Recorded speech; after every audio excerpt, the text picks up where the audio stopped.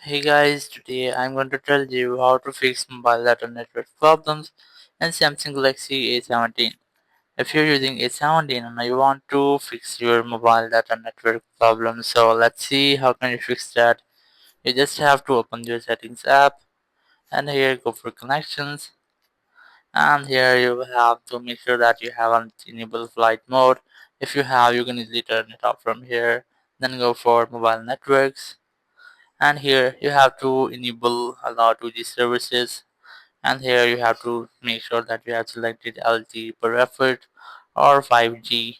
If once you have, you must have to go back, and here just select SIM manager, and you must have to select mobile data option, and you just have to select the SIM on which you want to use mobile data.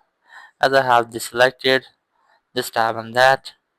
Or if you are still having any issue, so you just have to go for your general management, and here just tap on reset, then select reset mobile network settings, then select reset settings, then reset again. It will reset all of your mobile network settings. It will delete any data from your phone. It will simply reset your network settings, and your mobile network issue will be fixed. So that's how you can easily fix your mobile data network problem in Samsung Galaxy A17. Thank you very much for watching the video. Until next video, bye bye.